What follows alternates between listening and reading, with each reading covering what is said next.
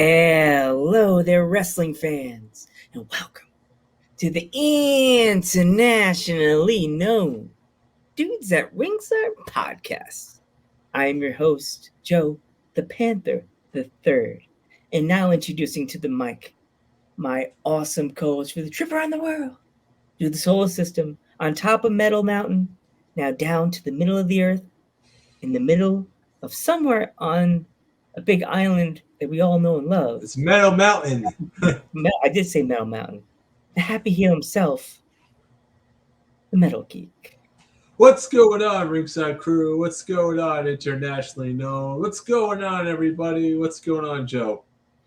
Not too much. Let's start this off by saying that I'm not, as you know, fans, I'm not a big fan of AEW. But that pay-per-view did impress me, but it won't send me over yet. I'm still on that old school trip. And we just got a new follower. Yes. Thank you so much, by the way, for the new follower. I think that pay-per-view impressed me, but the match that took my heart, because you know how much Latino wrestling and luchas are part of my life. But we'll get to that. We'll get to that. We'll get to that. We'll get to that. But let's break down the pay-per-view, Geeky. Let's go. Start this mess. We got the card, right? Yeah.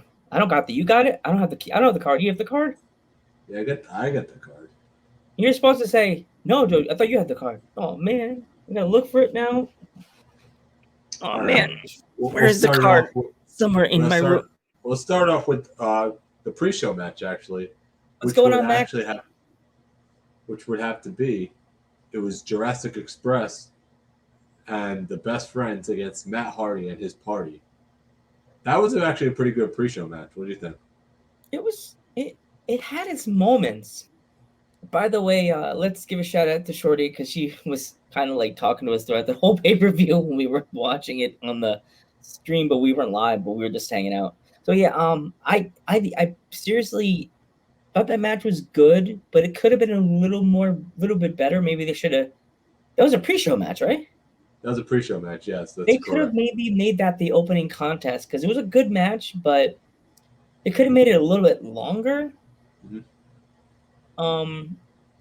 And seeing if it was an opening card match, the opening match could have been a little bit longer. It was a good match, but could have made it a little bit longer. From top to bottom, the card was amazing. I thought it was a really good card, though. It was a good card, but it could have been a little bit more like. You could have maybe surprised them. I know they had a lot of surprises. You could have surprised people with a little bit, like that made them stretch out the big surprise that everybody knows already. But all right, next match, Giku. The next match? Are we really going to the next? I mean, I want to speak a little bit more about this match. I think actually the right person won, which was Jurassic Express and Best Friends, because those guys are the most over in the company, and there's no reason why they should have lost that match. No reason. I mean, Orange Cassidy, he's one of the most over stars in AEW, and so is Jungle Boy. So, I mean, and those guys are future stars. So there was no reason for those guys to lose in the opener. I thought maybe that Matt Hardy would have took the fall because he is a higher rep. He's more like he's a legend. Yeah. In the game, Matt Hardy, all the stuff he's done, he should have took the fall. Yeah, I would, if I was Matt, I would have told the officials or in the back said Tony Khan, let me take the pinfall. I want to get pinned. I want to take the pin from Jungle Boy because or Orange Cassidy, either Orange Cassidy. That makes them look better. Makes them look good. And put like Andre the Giant told Hogan, "You go up, I go down." You know what I mean? Mm-hmm. Makes his star rise and makes Matt kind of hard to say this. Matt Hardy being such a good star, making his star go down. And not only that, Matt taking the pinfall, it doesn't even hurt Matt at all. Yeah. You know what I mean? It doesn't even hurt. It doesn't even hurt him. I mean, it just builds up stars. Like he could lose 30, 40, 50 matches the rest of his career. He's still a freaking legend. Yeah. Big time. Yeah. So You think I would be not tired after eating coffee ice cream? I did my typical Joe yawn in the middle of the podcast. Long day at the key food today. Oof. Yeah. Happy Labor Day, everybody! By the way, Happy Labor Day, everybody. And by what the is it in way, Canada? Is there a holiday in Canada? for our Canadian fans know that there's a holiday in Canada, please let us know. You know? We don't want to sound like such jerks, but we're Americans, so we're kind of jerks. By the way, anybody in England watching this? Hi, hello, hello, friends. Thanks for staying up late, by the way. Yeah, thank you for staying up late. Let's see if my buddy Shorty messaged me back. Sorry. Joe, we're talking all out. Yes. All right. So the next match we had was Jon Moxley versus Satoshi Kojima. Really, really good match, I thought. Back and forth, brutal, hard-hitting match. These guys chopping each other, beating the crap out of each other. Thought it was an amazing match. Obviously, the right man, Jon Moxley, won this one. That was a good match, and once again, I think that they should have maybe made it go a little longer. Maybe stretch it out a little more. Maybe someone could have got busted open. Because if you saw the match, Moxley got bit. He got bit on the head. Yeah, I saw that. And they started biting each other. They started biting each other. Any other company, the person would have started bleeding, right? Mm-hmm. They would have made that would have been a blood spot right there. They would have been bleeding. I was like, watching it with you, I'm thinking in my head, okay, either he put spots of peanut butter on someone's head, or we're about to watch murder. Like, what? Both guys biting each other. I thought that was freaking awesome, by the way. You know? But I know he bled from his arm, Max, but like he should have bled from his head. That's a different part of the body that I want to see someone bleed from. It's not GCW.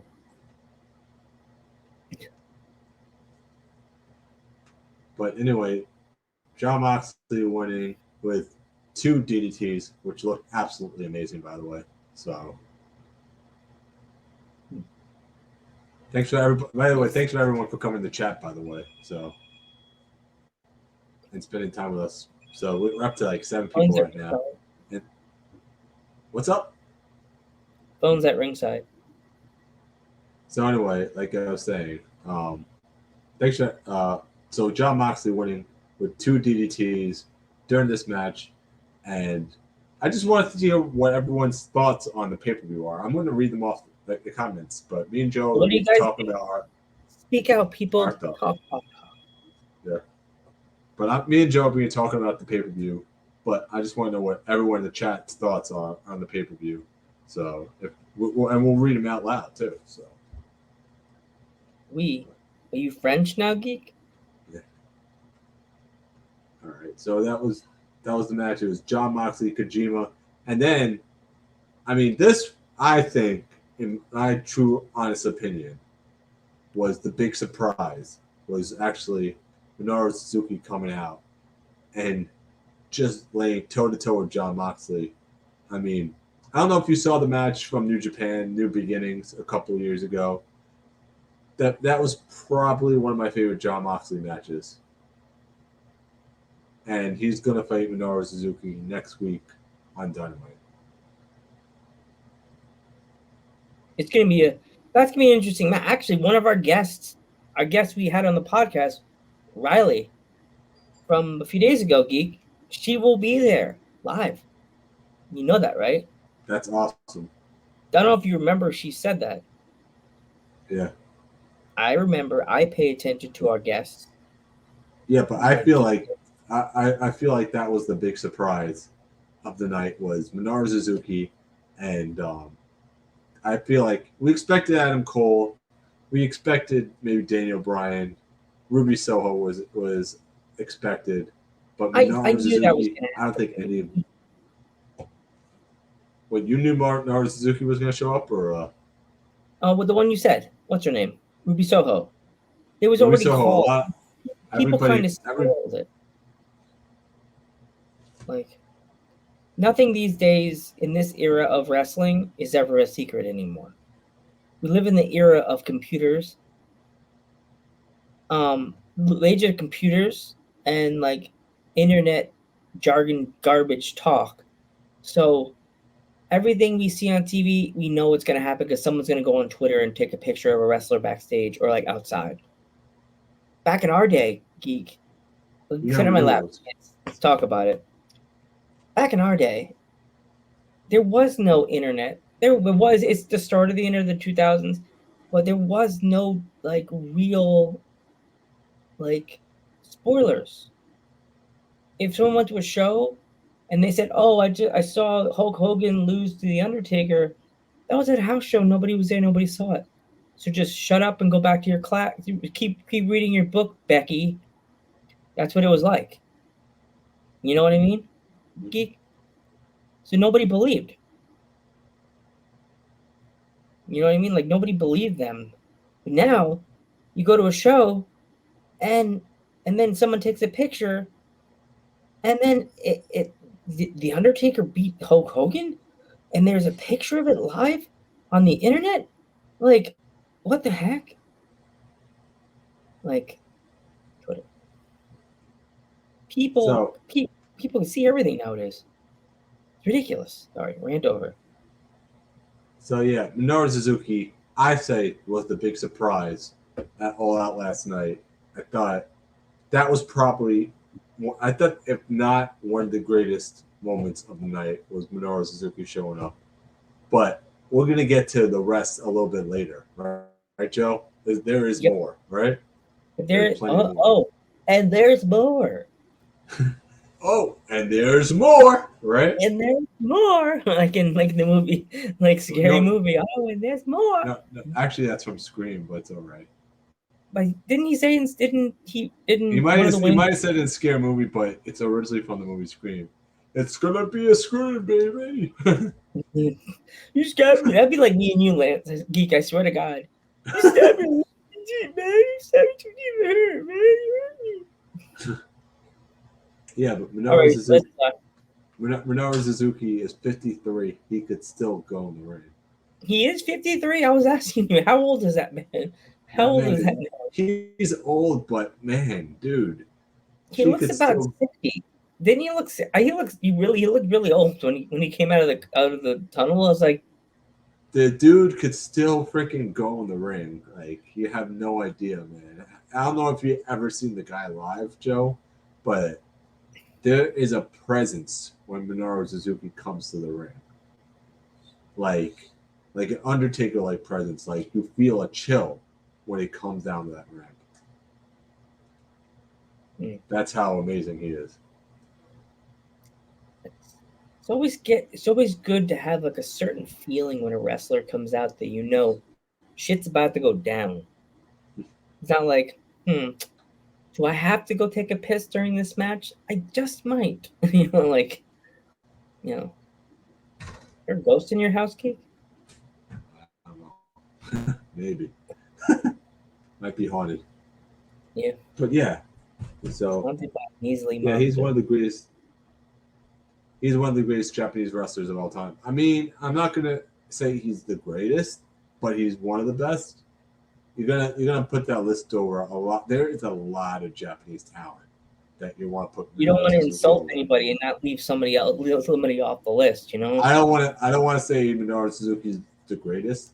He's one of the best, but I'm gonna say you're gonna leave out Eddie Guerrero. You're gonna look out Jushin Thunder Liger. You're gonna leave out As Great I'm saying, Sasuke. there's so many wrestlers that Like could be on that list that Great like Muda. Muda. if you forget Moody, you're gonna get misted in the eyes. If you forget this dude, you're gonna get their finishing move. You don't want that, dude. You don't want that in your life. Like, nope, not today. Tenzan Kojima is another one. You There's know. so many wrestlers that you forget their name and you're fucked. Yeah. You'll get heel heat by somebody. Like, there's so many legendary wrestlers from back in the day in Japan. That there's one that um I can't. I'm not saying his real name because I don't want to get mad at us. Um, the one we used to have on our show. What's his name? Our buddy. You know what I'm talking about. Yeah. But yeah, so many great wrestlers. You can't say he's the greatest of all time, but he's one of the best, though. I'm gonna put it out. Oh yeah, cold He and is one buried. of If the best. you forgot a wrestler or two, he would have been devastated right now if you forgot any legendary Japanese wrestler. If there's any legendary wrestlers that we forgot right now, same in the chat. Because there is lots of legendary Japanese wrestlers. You're right, Max. There's so many. It's like this show would have to end at 2 o'clock in the morning, which we don't want that to happen this time. I'm not getting in And trouble. there's so many great current Japanese wrestlers too, like But Okada. Geek, that they don't even get the credit they deserve these days because a lot of people, if you're not up at 2 o'clock in the morning watching Japanese wrestling, you can't appreciate it live. Tom Clark, when we have him on the show next month, that's one of the things we could talk to him about. There's wrestlers in the Japanese wrestling community that don't get the appreciation they deserve.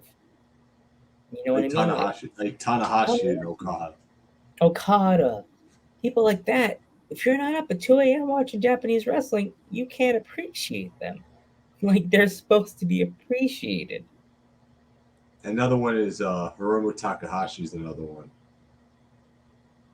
Like, and I'm sure I'm missing there's so many. There's Evil. As much as a lot of people want to give me crap about Evil, I think Evil is awesome. You know, even the name makes you go, yes. Shingo Takagi, Ibushi. You know, man, and the list goes on and on. You know? I know I'm missing people right now, so I can name them off the top of my head. But yeah, Okada. I mean, Suzuki, Moxley, it's happening next week on Dynamite, and it's going to be fucking amazing. I'm just calling this right now. Not just Amazing Geek, right? It's going to be fucking amazing. Maybe not as good as the match from Japan, but it's still going to be up there. So, next one. Not just amazing, right? Right, Geek? Yeah. Effing amazing. Effing amazing. We're never going to be able to hit sponsors, Geek. You're ruining it. Never going to have sponsors. That potty mouth. What if poor Shorty was here? She would be like offended. You cursing so much, Geek. You were supposed to be the good guy, or the bad guy. All right. Miro versus Eddie Kingston. Really, really good match, Joe. What'd you think?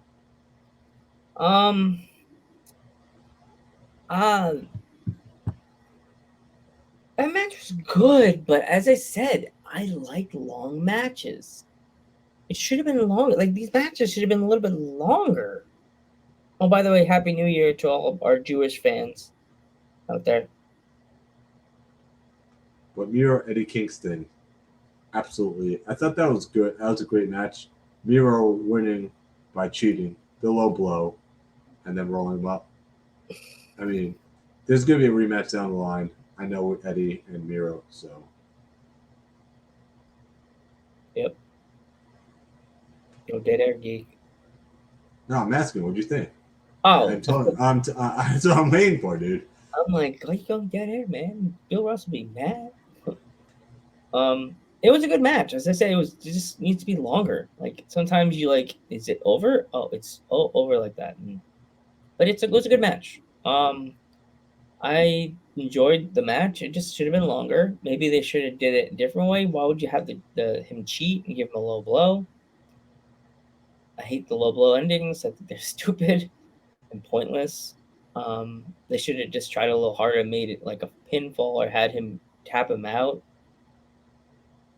Like, I love submission, so instantly I'm gonna go hit him with a submission hold and end the match that way. Call for the bell the right way. Don't hit a low blow and be like, "Told you, Lance, your house is haunted by a nasally monster. You need to call the Ghostbusters."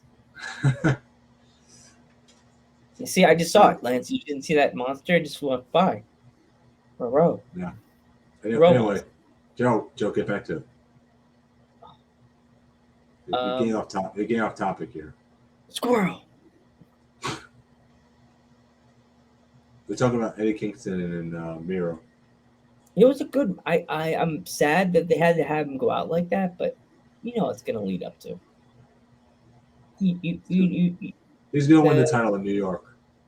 oh, it's gonna happen. It's gonna be like the Yankees winning the World Series. The crowd, as soon as Yeah. they go for the pin, and that whole arena is gonna be like, wow,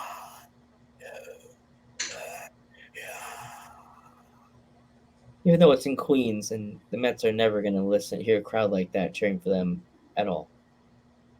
Maybe that'll be the closest that they get. Yeah, They'll be like, what? Maybe that'll be us one day. yeah, maybe.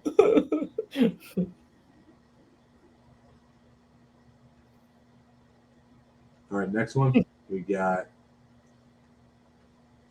Chris Statlin versus Britt Baker, which I thought was an awesome match. By the way, those last 5 minutes of that match were awesome. By the way, I'm so glad that we weren't live because we would have got flagged so many times. Every time she went to do her finishing move, the hands in the mouth. I was like, she could put her hands in my mouth. Ghost at ringside, yes, yes, she could put yeah, her hands in my mouth any day.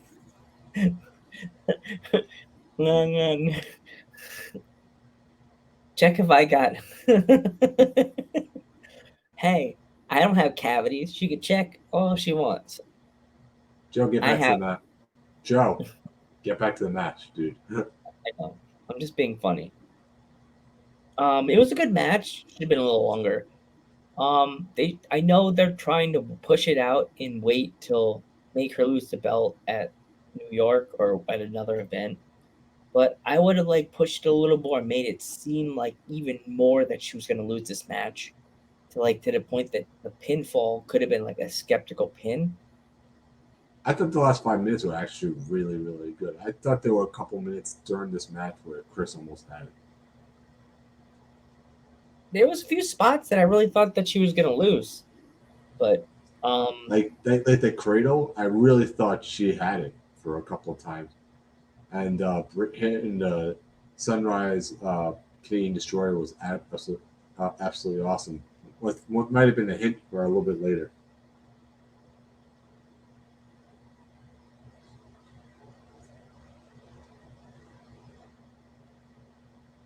Joe?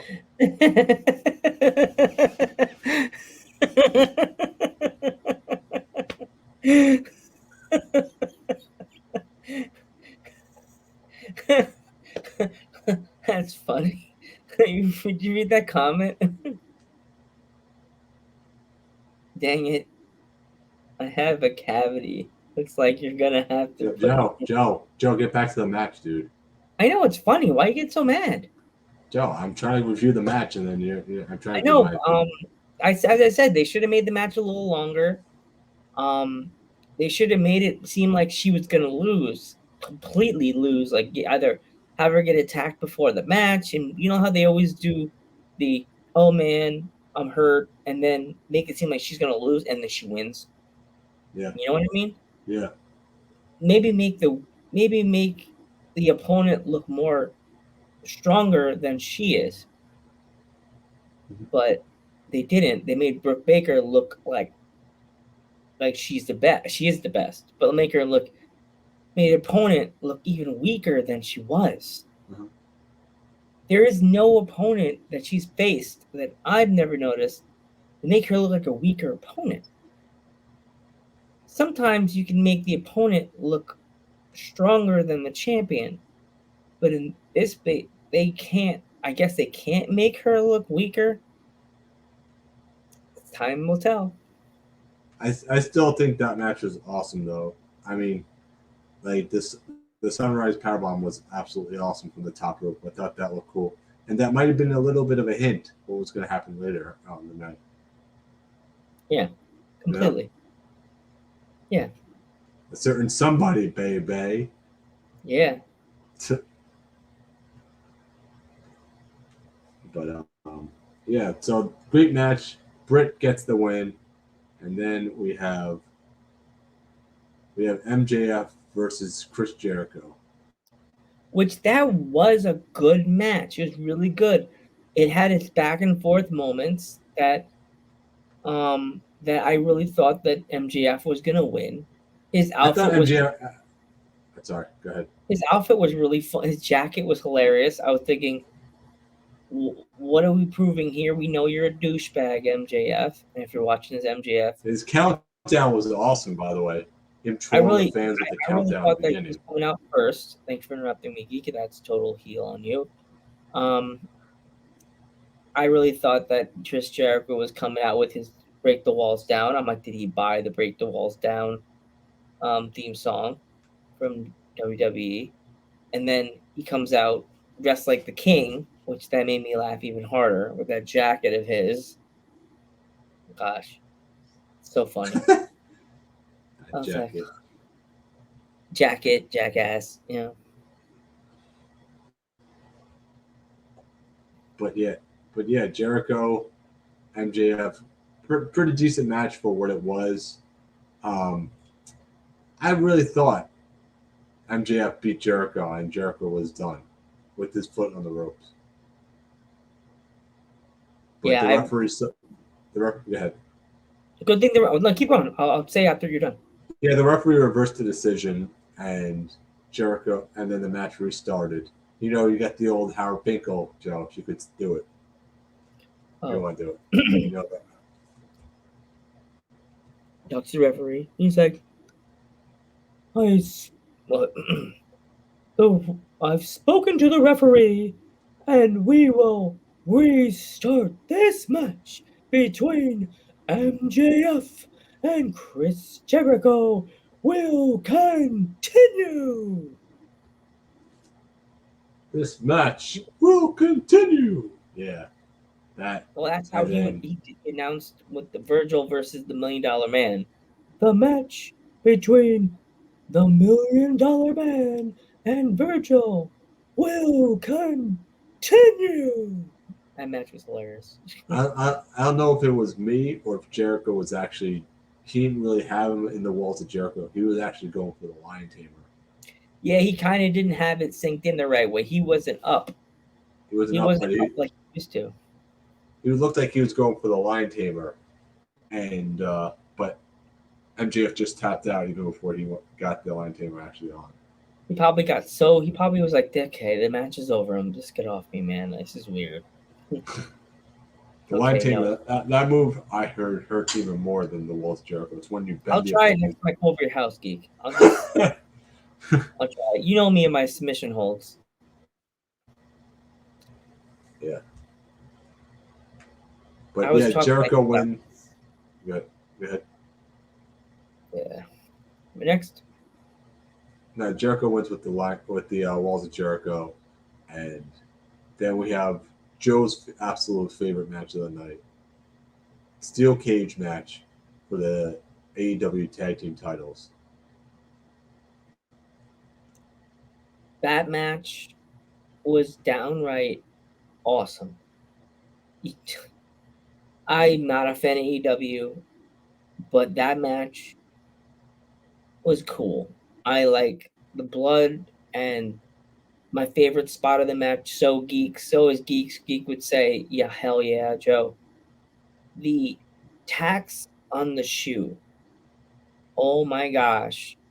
That shoe tack thing. I wouldn't wish that on my worst enemy. I'm sorry. It looked like a cleat from the 1980s. That's they always jokingly say when someone slides into second and they catch someone's ankle and they say it feels like I'm getting hit by nails. That's what it looked like. It looked. Imagine the person that had to make that geek. Imagine the I person that made that I mean, shoe. this match was very, very, very creative, if you could think, and told a very good story. All Yeah, four individuals in this match were very smart at building this match. Like the shoes on the thumbtacks was absolutely. I don't think I've ever seen anything like that before. like it had a lot of clean spots. Like most matches get a little like, okay, I'm gonna do this, we're gonna do that, and it's not all put together like a real story. This was put together like it was a real story. You could tell they're building up to the big part, right? Mm-hmm. Like they had this part. Oh, they're gonna get the win. Oh, no, no, no. And this part, no. And then it happened. Bucks hit almost everything they could have hit in that match. Everything. They hit Super everything. kicks, super kicks, um, low blows. More The bang for low, your buck. More bang for your buck was even hit, and they still didn't get that match. And yeah, even didn't Pentagon at one point during that match, didn't his face get stuck to the thumbtacks yeah, during the dude. shoe? And dude, that was disturbing to watch. Actually, And at one point, the masks were getting ripped. I said this to Geek before we went live. They must have took some threading out of that mask because that mask was torn the fuck up by the end of that match. Love watching AAA wrestling. If you ever get a chance to watch AAA wrestling, go watch some AAA wrestling on YouTube. That stuff will light your day up. It's good, really, oh, really good. but yeah, so the thumbtacks to the shoe, the crossbody off the top, the Canadian Destroyer off the top rope was absolutely sick. These guys, these guys are four of the best wrestlers in the world, and Lucha Brothers are absolutely amazing, and they absolutely deserve this win. Oh, 100%. They absolutely deserve this win because AEW's been around for how long? 3 years? 2 years? How long has it been, Joe? AEW? Yeah, About a it's been year. around 3 years, right? And they think a couple years, yeah. They still never got the tag titles, and they got the tag titles at the biggest moment, at the one of the biggest shows right there. So Yeah. and the big one of the biggest pops too. You heard that crowd go 1, 2, 3, right? Yeah. Oh, you should have made a video of me jumping out of my chair when they won that match. We And I were was like, watching, I'm not a fan of AEW still. but I'm sorry to say this, but I think your grandfather would have loved that match. Well, oh my god, he would have freaked out. Even though the blood spots, he would have been like, Don't forget oh. there were blood spots back in the 70s and But 80s. they were worse. They were worse than that. They were worse than that. You don't remember the Ric Flair Dusty Rhodes matches back then, or no? He was part of this the 60s, the 60s, the 50s and the 60s. Imagine how worse the wrestling was. Blood spots or though back those days. Yeah, But their yeah, faces were crimson masses back then. yeah. So, They were rushed to the hospital. They didn't have a guy backstage with it. They did. They had a guy with a needle and thread backstage. They're like, here. Oops, got my hand stuck. But yeah, that was. yeah, that was probably one of the greatest steel cage matches I think I've ever seen. I've On top good of one. that, what other steel cage matches would you say that you absolutely loved? That I've seen in my lifetime. Yeah, that are close to that one. There were some great steel cage matches in my lifetime that I've seen. Like, oh my gosh, it's so many. I can't think of it's some, but I can't think of it offhand right now. My brain always goes bye-bye during when I go live. My brain gets erased, and I come back when the show's over. That's what I was supposed to think about. I Okay, know I don't want to mention this. People are gonna get mad at me. I might get flagged for this one, but Chris Benoit versus Kurt Angle is probably one of the greatest steel cage matches of all time. Yeah, What would you I say? agree. What would you say? The moonsault off the cage was awesome, just awesome. When And to Angle be did the there moonsault, live, imagine being there live to see that moonsault. You never thought Chris Jericho would do a moonsault. no Angle. Wait, and Angle versus Angle's moonsault. Kurt Angle doing a moonsault. off the Never thought you cage, would see that in all the streams. off the cage, and that I think Jay Briscoe versus Samoa Joe in a steel cage, probably another one of my favorite steel cage matches. Oh wait, Ray Mysterio versus And, Chavo Guerrero. what about JBL? Didn't he face JBL also? Maybe was that JBL versus Ray Mysterio? And it was Chavo because Chavo was in the ring, or did he come in the ring and try to do something? It was like his debut match on SmackDown. I think I remember that. Yeah, that I forgot who it was, but Ray Mysterio did the crossbody off the top of the cage, which was awesome. That was insane. That's what I remember when I was telling people. I think I was watching that with you in the dining room, the TV room, and you're like, oh, I don't know about this guy in the mask. I'm like, it's Rey Mysterio. You're like, I'm not a fan. And then you watch him, and you're like, dude, this guy's insane. I'm like, that's Rey Mysterio. Yeah. Okay, So yeah, the steel cage match. That one, like I said, Jay Briscoe versus Samoa Joe was one of my favorite steel cage matches. Um, I'm sure there's just so many other steel cage matches that were, but so many, right? yeah. But yeah, so that and what else we got, Joe? What else we got? Okay, next match. We're going to go to the next match, which is we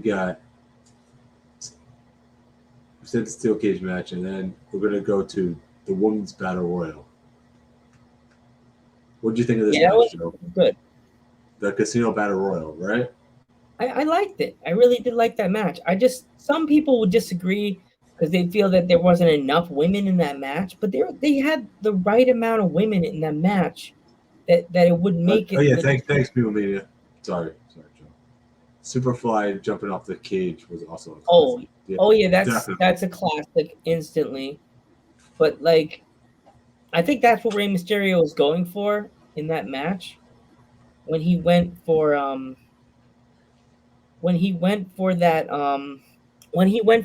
move, he went off the cage. That's what Rey Mysterio is going for. Superfly, His right? big defining moment. Was that Geek? Like Superfly's Jimmy Snuka, right? Yeah, he was going for like his Superfly moment. Even though that was Rey Mysterio's first moment on SmackDown, so he had to open the fans to him in a certain way, you know. Mm-hmm. WWE fans weren't familiar with Rey Mysterio yet because all the stuff he did in WCW, you know, back in those days, WCW, after they kind of sunk and went away, fans were like, we don't have anything to back this up. Is there internet to watch yet? No. If there was, it was just very vague. You know what I mean? Uh-huh. So now back to the pay-per-view. We're going. All right. So the women's match we were talking about, the battle royal. So the last two were Thunder Rosa and Ruby Soho. Those two giving it everything that they could give it. Absolutely. The last two women absolutely deserve that spot, by the way. 100%. That match. What'd you say, Joe? I'm sort of happy that they gave it to Ruby, but that's a big one. Kind of a bit upset that they kind of didn't give it to Thunder Rosa after all that push and blah blah blah, and they gave it this hype about Thunder Rosa, and to make her lose on a big stage like that, like, that's so messed up for her and her career and the fight she's pulling through to be the best female wrestler she could be, and you give her the push broom and you flip her up, make like she felt like she couldn't hold on. Like, yeah, I know, Spiffy, I know you were mad. You stormed. I didn't see you storm off, but I heard the fump as you walked off, so I know you were mad. Maybe on Wednesday they'll have her rematch, and if she beats her, she take that spot. I think they're saving it for a bigger moment, though. I think Thunder Rosa is going to get it. I just don't think she's going to get it right now. How long, Geek? How long do you think they're going to wait?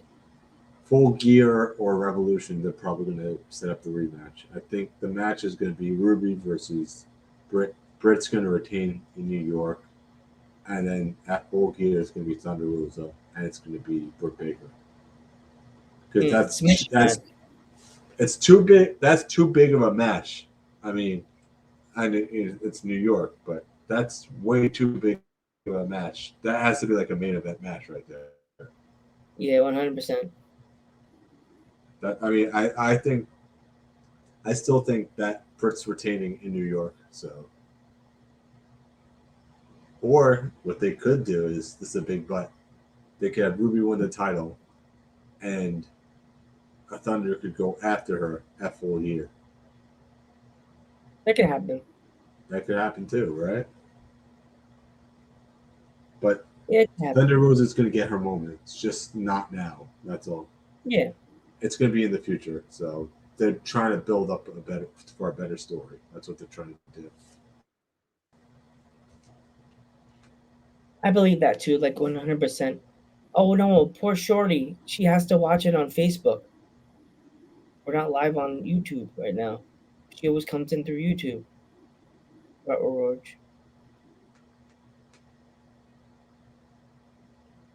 Um, yeah, I just hope that I hope she gets a rematch. I hope she gets a title shot again because it's sad because they made all this big hype about Thunder Rosa and she just got like screwed.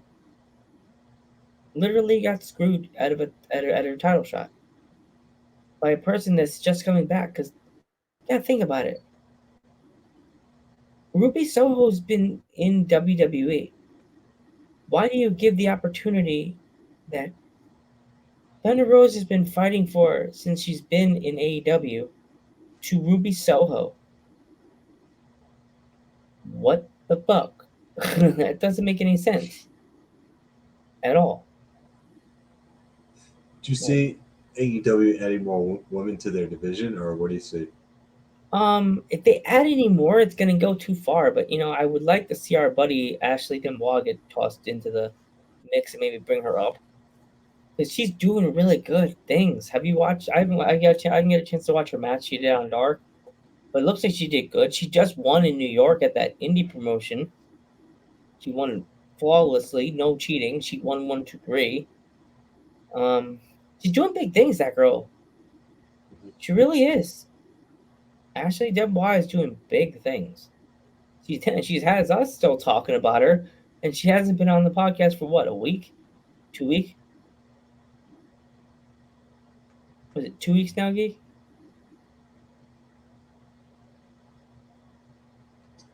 So Lana will probably go because her husband's there. Oh yeah, probably. Do you think? Here we go. Is a question for you, Max. Do you think that Lana will come out and become Rusev's manager or Monaro's manager? I mean, Or do you think Miro. she'll Miro? Miro. Miro. Miro? I don't know. I thought Miro. I don't know. Do you think you're thinking of Minoru Suzuki and you're thinking of Miro as do you think she will become her husband's manager in AEW, or do you think she'll go solo? And do you think Joe, do you think that Tessa Blanchard's coming? I know it's a controversial topic, but do you think Tessa Blanchard's coming to AEW, or do you think she's going to WWE? WWE, because they need a big star to come to them. I'm sure Vince wants that Tessa Blanchard versus Charlotte Flair match at WrestleMania. Yep. Hey, what's going on? What's up, Josh? What do you think what do you think of AEW All Out last night? If you want to give us your comments on it, we're talking about it right now. Our guest hasn't showed up yet. We'll be here soon. We'll be here at 10. It was insane. I absolutely agree. So if you want to give your comments, we'll let you know in your comments. We're halfway through it right now, but we're actually talking about the women's match and what other women do you think are coming to AEW. So if you want to give your comments, what do you think? Yep. What'd you do? And he said, what was that, 100%? Yeah, 100%. It was insane. It had its highs and its lows, All right. Next match, Geek. Go right, the next match we're going to get into right now, we're going to talk about is CM Punk versus Darby Allin. Awesome match, by the way. CM Punk did not lose a beat in this match. The place was going nuts for him. It didn't matter. CM Punk could have been green as shit in this match.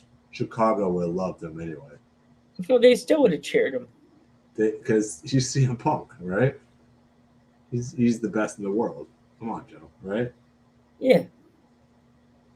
Well, one thing I was kind of confused on is that a new CM Punk look by using the tights instead of using the trunks, Yeah.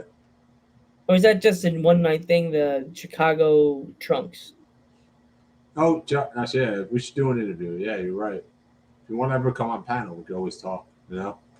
Yeah.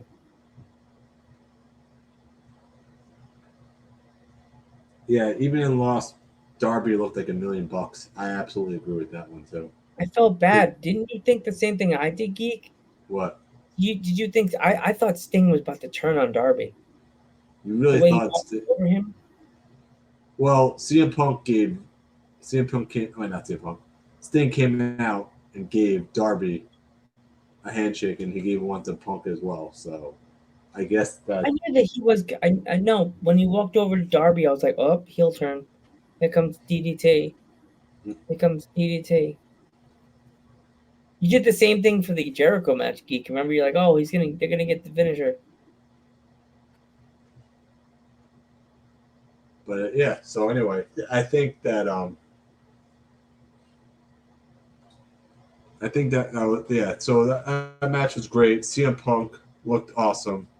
I mean, a lot of people said, I mean, it wasn't the greatest CM Punk match, but the man hasn't wrestled in 7 years. Give the man a break. You know what I mean? Yeah, He has ring rust right now, so you know. he's got to put the rust off on it, man. Yeah, yeah. That we're going to talk about right now. Next match was Big Show versus QT. Short, quick match. Didn't mind it. Big Show chokeslam 1, 2, 3. Yeah, it was kind of whack. Yeah. I think they knew that was gonna be whack. You know that? I think they knew that it was gonna be crap. That was the match. That was the match. If you had to take a crap, you can go. You can go take a crap right now. Because Nobody will ever. I mean, do you blame them? The fans have been sitting there for 4 hours. It's like, okay, we got pee break now. Yeah, yeah. Pee break. Right? I mean, do you blame them? So that's your time to go to the bathroom. So because Or go to commercial stand, waste more money. it had awesome matches after awesome matches, and did not have one break. So, but yeah, that was the bathroom break match. Yeah, definitely. That's where you go, but waste your money on Yes, merch. Big Show pinned QT 1, 2, 3 with the choke slam, and I guess we're going to go into the main event, right, Joe? Yep. The main event, which was what you call it? It was You don't have Kenny to have the paper. Omega. It was Kenny Omega versus Christian. What did you think of this match, Joe? Personally, I thought it was a great match. It had everything. It had tables. It had the The spear manager through being by the way, that spear through the table was absolutely sick at the end. no, not that one. The one he had the table on top of him and he stomped on it. You're talking about the foot stomp because Christian did a spear off the apron through the table, which absolutely looks sick. I was just like, That was sick whoa. too. The one wing angel, Mm. the one wing angel from the top rope was absolutely amazing. At him pinning Christian like that, and they are 1-1 now. So Yeah. but that was not the big story of the night, was it? Oh, what was it, Giku? What was it? It was Kenny Omega grabbing the microphone, saying that we're the best. Nobody could beat us. The only people that could beat us are either retired, not here, or they're dead. And Adam Cole's music hit. The place you couldn't even hear Adam Cole's music. That's how loud that arena was. Like the first note, you see Adam Cole on the screen, the place goes nuts, and then him get in the ring, and then he's about to go after Kenny Omega. super kicks Jungle Boy, and then what happens is Kenny Omega goes, "Oh, you thought we're all gonna fight? We're all friends. We're all friends." And then Kenny Omega's doing his little spiel, you know what I mean, with the "Good night, I bid everybody adieu. Good night, mwah, and good night, bang." And then Daniel Bryan's music hits, and then Daniel Bryan starts attacking everybody. Jungle Boy gets in there, and then they have like a war. So to end the show. Crazy. So I mean, so next we got New York coming up. So what kind of surprises you think we got for New York? I hope that they have a lot of title changes because Kenny Omega is cool and all, but it's time to hand the belt off to someone else. Daniel Bryan versus Kenny Omega. At Arthur That has Ashe, to be right? a match to build up to for Arthur Ashe. But the way they're looking, maybe for New Jersey, they could do a 10-man tag. I could see them doing the Elite against Jurassic Express and Daniel Bryan. Probably. Yeah, that's what I see them doing because that's the way. And then Daniel Bryan getting the pin on Kenny Omega, leading to Arthur Ashe. Oh, by the way, I didn't. This is episode 82, people. Yeah. So yeah, so what do you think? I mean, All Out was an absolutely awesome show. I mean, I can't say how much I love the show. Adam Cole versus anybody, Minoru Suzuki in there, absolutely amazing. Ruby Soho. I mean, AEW's on fire. Now, this is the thing now.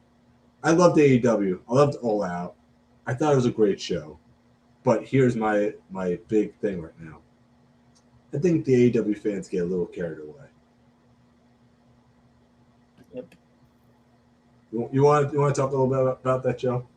Like, I was seeing it online. You sent me a meme of the owner of AEW with the gauntlet, and it has Bray Wyatt next to be like the gem, and I'm like saying, like, that still doesn't make them the best boy on the block that has the new Nikes. They still have those new kinks to them that they still how do you say it, Geek? I don't want to sound like total jerk.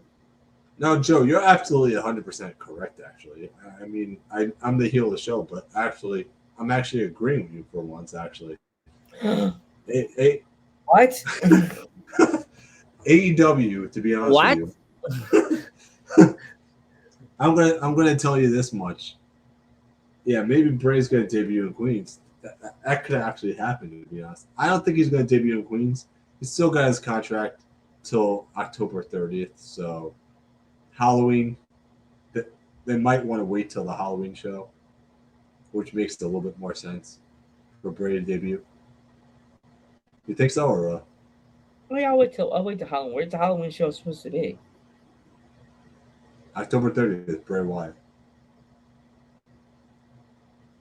Probably. It's on a Wednesday.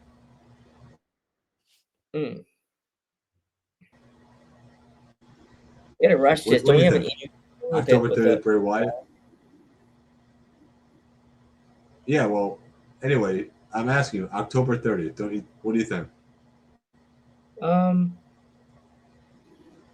Yeah, I think so.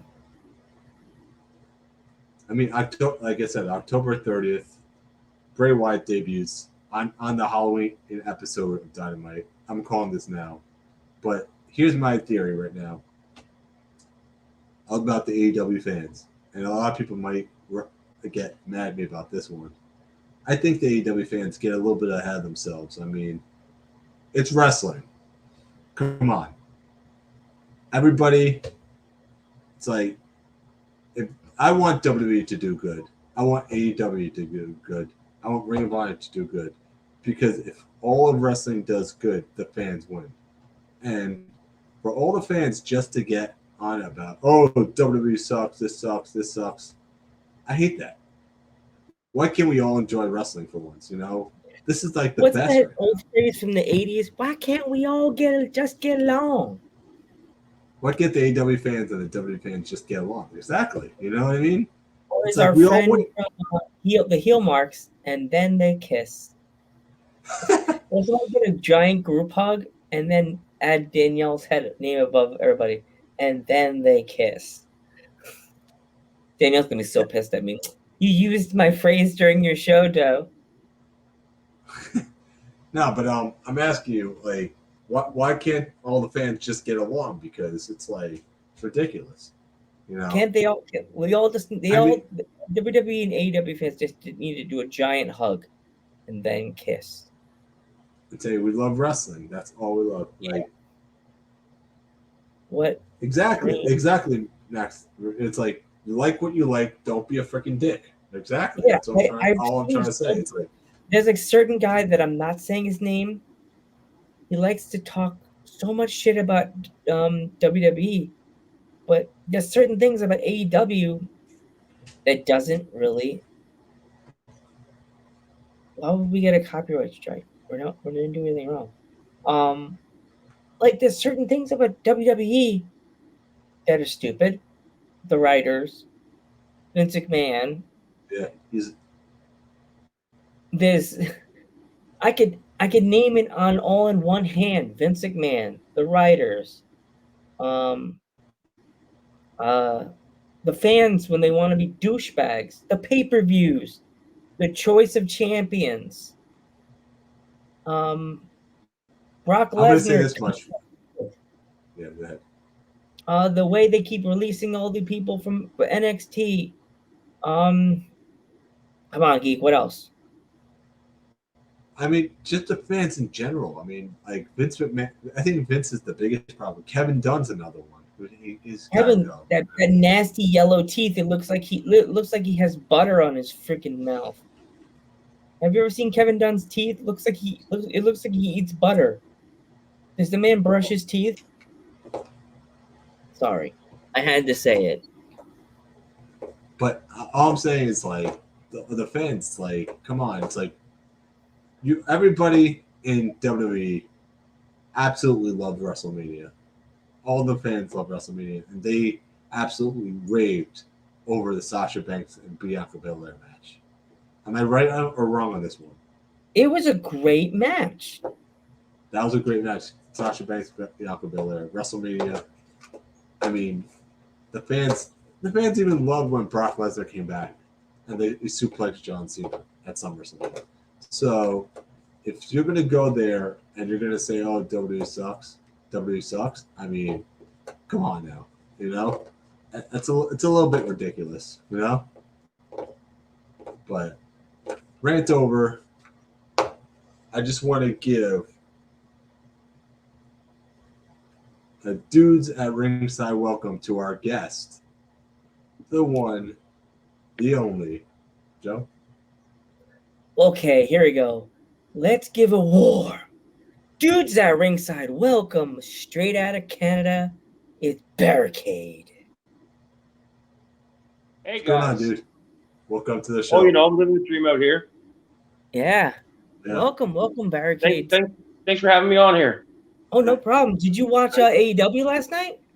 Yeah, I did. I caught that. That was a pretty fantastic show there. Yeah. So, what was your legit favorite moment of last night's pay-per-view? You know what? That cage match was insane. That was nuts. We have to talk about that. So I mean, me and Joe My were talking grandfather wrestled in the 50s and 60s as a luchador, and I said in heaven, my grandfather's doing a standing ovation for that match. Yeah, that match was just next level. It was nuts. Lucha baby, got to show you lucha love. That's my fun COVID mask I wear to work, and people go, "Was that a luchador?" No, it's just Lucha Joe. It was just Lucha Joe. Yeah, I mean, it's now a lot of the wrestlers from the future are probably going to take that match and take some notes and say, "Wow, thumbtack shoot, that's something new I could learn from." Yeah, I'm not looking. I wouldn't be super down with taking that in the face, but you never know, right? Yeah. Put me on that stage and I'll talk about it. Like I was saying this to Geek before. I don't know if you were watching it before you came on with us. Did it seem like they took a few threads out of that guy's mask? Because that mask was like shredded to pieces. Did you notice that? Yeah, it came apart pretty easy, but you get that adrenaline going, you could probably rip through a phone book right there. So Even those thumbtacks were pretty brutal though. So I mean, yeah, they got stuck to what was it, Pentagon's face, right? yeah, I think they got Pentagon and they got Phoenix there too. Yeah. Yeah. Mm. So our fans are not familiar with you. I don't know why they wouldn't be. Introduce yourself. My name is Barricade. I've been in and around the business for about 19 years now. Originally trained by Big Titan, Rick Bogner from FMW, and he was the notoriously he was the fake Razor Ramon there, the 2.0. Been wrestling on mostly primarily out in Alberta here for Real Canadian Wrestling for looks like 15 years now, and yeah, just getting after it anytime I can. We're running pretty regular out here, and I handle like a lot of graphic design and video production, all that kind of stuff, and yeah, just keep busy. Awesome. Welcome and thank you for it's funny, we learned about you through our friend Joe Alphabet. He's our artist. He did our logo, and we know his mom. His mom actually pointed. It said, "You need a great wrestler. You need Barricade." And I'm like, "Who? He's the Barricade." Oh yeah, no, Holly is fantastic. Yeah, that's awesome. I'm so happy that she pointed us your direction because thank you. We get a lot of wrestlers now. We got a lot of we used to just be the American knows. Now we're known pretty much. I don't know if you're watching our past episodes. We're known all the way over in London, England. Nice. And now get that reach. We also we had a female wrestler from what was it? This past was it Thursday Geek? We had a girl from Portugal. Nice. Yeah. She was a sweetheart. And it's funny, I'm thinking we got her. Geek was probably like, oh god, she's not speak English.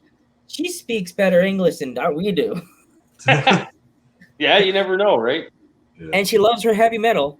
She loves her heavy metal. She loves Pantera, and she loves the old Metallica. I was like, they like our music, dude. Not a damn thing wrong with that. So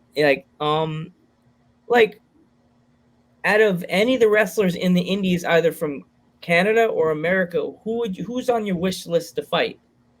We've got actually a big crew of really good talent out here in Alberta. Speaking of heavy metal, actually, we've got one of our champions with our promotion right now. His actual wrestling name is Heavy Metal. I've gone to war with him a couple of times. He's fantastic. Anybody across the country should be wanting to wrestle with him.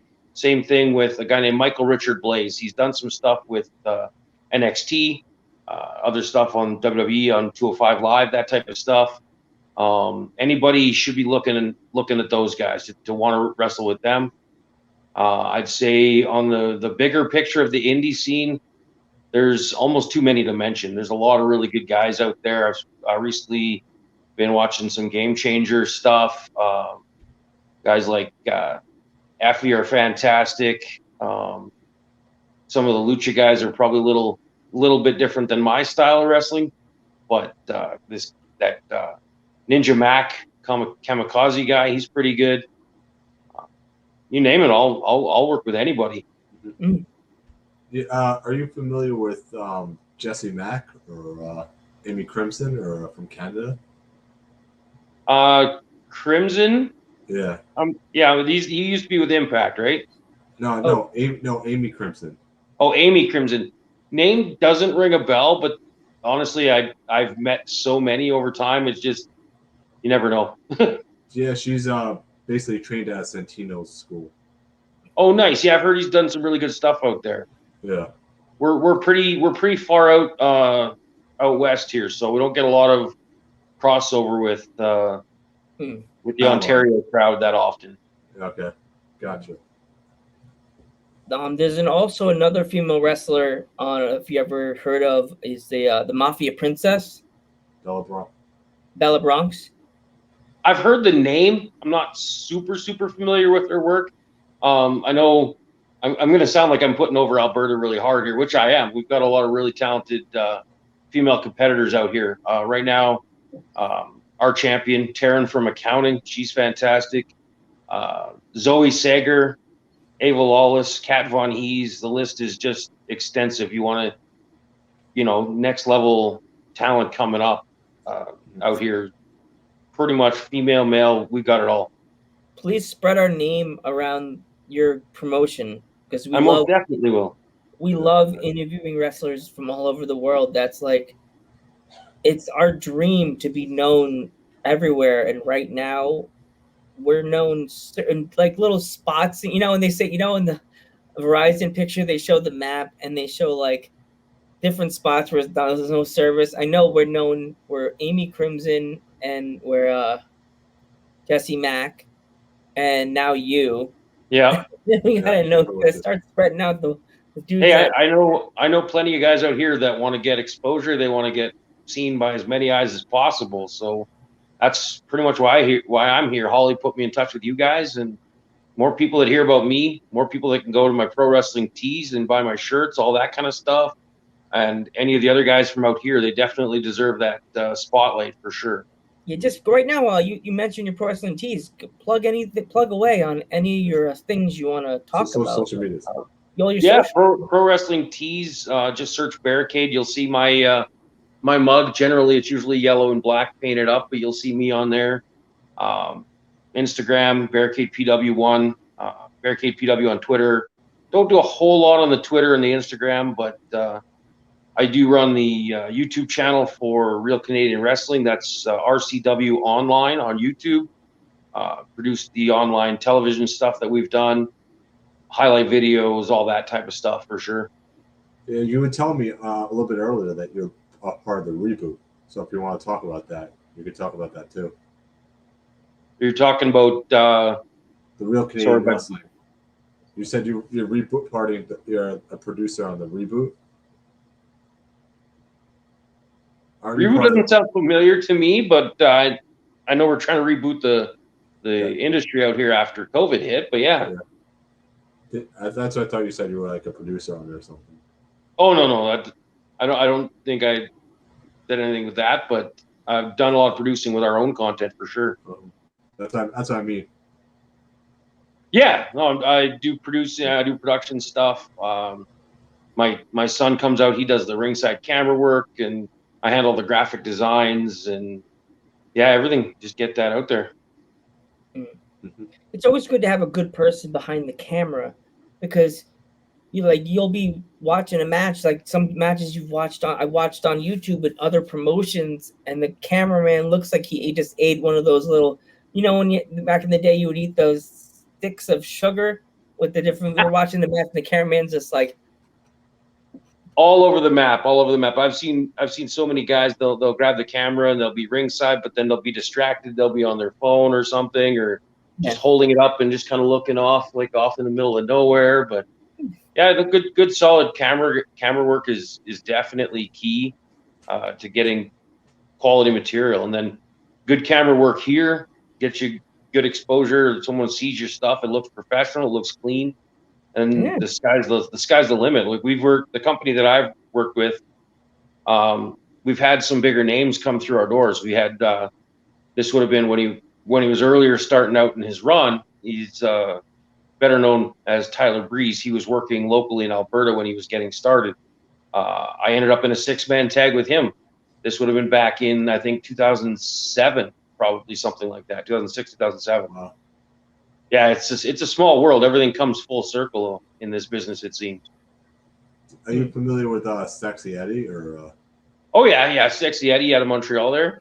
Uh-huh. Yeah, I've been watching all kinds of random stuff over the years. Yeah. Who else? Trying to think. What was your first match in front of a crowd? My first match in front of a crowd would have been 2006.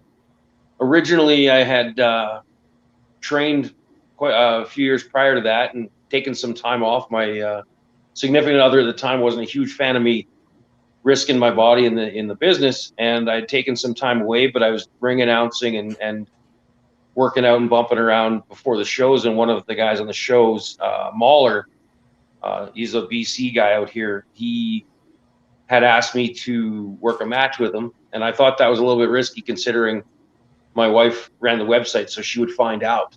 But I ended up getting her thumbs up, so to speak. And a couple months later, I'd ordered some pads off of High Spots, and I went to the show, and bang, I was up on the show in front of, I think, probably maybe 20 people. It was a pretty small crowd, but yeah, it was me and Mahler for the first match I ever had. It was a lot of fun.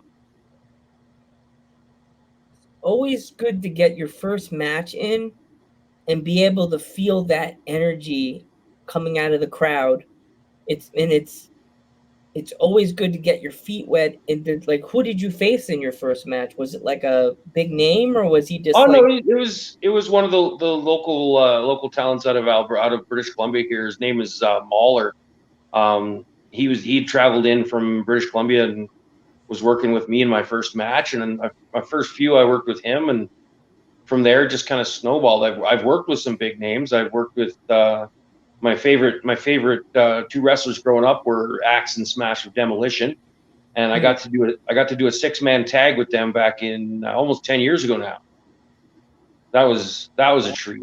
I've worked with guys like Gangrel. I've worked with Viscera. I've worked with one of my favorites to work with was a guy named Short Sleeve Samson. He runs Midget Wrestling Warriors. He is fantastic to work with.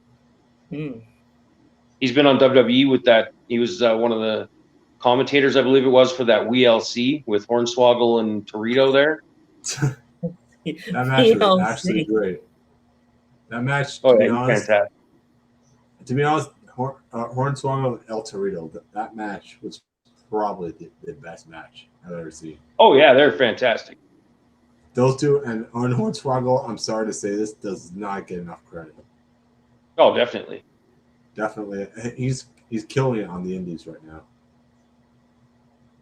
He actually faced a wrestler that's coming on our podcast later in this month. He's from Florida, the wrestler that Hornswoggle faced. His name is Jerry Sadler. Is that his name, Geek? I think I said his name wrong. You did say his name wrong. His nickname in the ring is the Golden Girls favorite wrestler. Oh, Jerry Swirls you're talking about. Yeah, Jerry Swirls, yeah. He's the Did you say the Golden Girls favorite wrestler? Yes. That's his gimmick. I'm gonna have to look him up. He is hilarious. He has like this puffy hair. He wears a purple, and he wears like a purple trench coat. And I thought it was a lie until he made his promo for us and literally says like the Golden Girls favorite wrestler. I was just like, what the heck did I just watch? What did I just watch? And it's funny. I made he sent us like clips of his matches. Yeah. And I made like a thing put all together. Instagram sent me a flag for the song, yet it was in the Instagram music. You know, like the reel, you can make a song like it, but real. And they had the Golden Girls theme song, and I get this email from Instagram saying, we took down your video for copyright infringement. I was like, but they provided the music. I was like, but the music came out of you. It's like I just took money out of the bank, and then the girl accidentally pushes the police button and says, give me the money. You're under arrest. But I took the money out of my account. You're under arrest. Yeah. But you asked to tell her. She's like, I'm on my lunch break. Yeah, copyright's pretty sticky, and I know that putting out content all the time for us. I prefer personally to put out the content to get the exposure more so than worry about monetizing it so much. But it's definitely it can be a sticky topic, the copyright stuff for sure. Yeah. So is there any independent promotion you want to try to come to in America? Are you looking at? I'd love to get down there for sure. I've talked to years ago. I'm not sure if the offices are still open, but I talked to promotion out of Hawaii. They wanted to have me down, but it's a matter of getting there. There was a company out of Florida years ago that I was talking to. I believe it was Coastal Championship Wrestling, but that's again, I heard about that. I'm supposed yeah. to be going. It's been a long time since I talked to them, so I'm not sure if the booking people are still the same, that type of stuff. And again, it'd be a matter of me getting myself down there. I'm fairly well known locally in the wrestling business, but in the international scope of things, I don't see a company out of Florida paying for my big ass to fly down there. But you never know. Yeah, I get what you're saying. You never know. There's a promotion in New York. If you ever think about coming to New York, it's called VPW, Victory Pro Wrestling. Oh yeah. They're a good promotion. They put on a good show. I went there. Being Geek hadn't been to a show together because I live in Pennsylvania. He lives in New York. We hadn't been to a show together since WrestleMania 35, and that show, me and Geek went to 2 shows that night. Went to a day show outside in 100-degree weather in Long Island during the summer. Yeah. And then an indoor show in an indoor center. This show was awesome. Oh, I'd definitely be open. There's a ton of big promotions everywhere. I know some guys that I've been on other shows with. They cross over frequently when it was more available, and they work with Defy out of Portland there. And things like that. And there's DOA down in Portland. There's Cloud9. I've seen a bunch of Winnipeg talent go down there. They seem like they run a pretty fun show. Anywhere that's got bookings, I'm interested to go. Just a matter of getting there, pretty much. You can just look them up online on Instagram, VPW Victory Pro. I think it's under V. You just looked up, I think VPW or Victory Pro Wrestling to be able to find them. The other one in New York is Creative Pro. I've heard of Creative Pro. That's the wrestling school, and also me and Geek haven't got a chance to go to one of their shows yet, but I keep hearing from Geek. He's like the kid tapping me on the shoulder when in the supermarket. We're like, he's like, I want this one. I want to go to this one. Yes, I know you want to go to that show one day. Well, I'll definitely check out VPW and give them a look and see what they've got going on out there for sure. They have a female wrestler in that promotion called Karen Bam Bam. She takes on everybody, and she doesn't care who you are. She will face you. She's the queen. Yeah. She and female wrestlers that she has faced said she hits like a truck. Like it's really hard. She's really hard. Oh, I don't doubt that. Yeah. You look her up too, Karen Bam Bam. When you get Karen off the Bam show, Bam, I'll check her out. Karen, she belongs on Impact. She belongs on Impact. She's like Karma. She looks like she hits like Karma. Like Awesome Kong, right on. Yeah, she hits like Awesome Kong. Yeah. She leaves memories in people's heads forever. So, what legit wrestling style would you say would be like yours? Your style? I draw a lot of inspiration from guys like Bam Bam Bigelow, Vader, tag teams like Demolition. I've done a lot of tag team wrestling out here. I tend to, like I said, more draw from guys like Vader, stuff like that. I don't go as far as doing like the Vader salt. Little gun shy on flipping upside down backwards, but definitely I'm big into the crowd work, big into like just hard hitting, brick wall kind of style. My name's Barricade because people can't cross me. They may beat me, but they can't cross me because I'm too damn big. But we loved your promo, by the way. It was really awesome. Thank you. Yeah. When my dad saw the picture, that Son of Panther, he said, "So explain to me this barricade, Randy." And I said, "Here we go." And I was like, he looks like that tag team from the 80s, the 90s. I said, "You mean like Demolition, Dad?" And I said, "Got it." And he's like, "Is he like that?" And I was like, "I watched one of your matches after we got you on your promotion." Canadian, great. And you was like, I think it was like a recent match you had at that moment when we got you. It was tag match, handicap. It was a tag match, I think. I can't remember if it was a handicap or was it tag match. It was a good match. Either way, it was a good match. And then you were telling me, I think you were telling us there was going to be a live show within that hour, and I forgot to go back and watch the whole live show because I think you said, "Oh, there's gonna be a live show in an hour or whatever," and I'm like, "What?" Yeah, we just like to get the stuff out there. Like my style there, I've got my own YouTube channel. Doesn't have a whole lot on it, but yeah, I like putting up some of our hidden gems type stuff. That probably would have been one of the matches I sent you. There was another wrestler, super underrated guy, Scott Lee Crew. He tried to bribe me with a pack of M&Ms. tried to pay me off to do to take the lay down, take the pinfall for a pack of M&Ms. So I end up kicking his ass a little bit and chugging the M&Ms like I was stone cold at the end of the match. So. I'm picky. I would have been like, this better be good M&Ms. I like M&Ms. That's what I would yell. Those M&Ms better be delicious. Sometimes I've had people throw food at me in matches, and I just eat it, and I start to fire up, and yeah.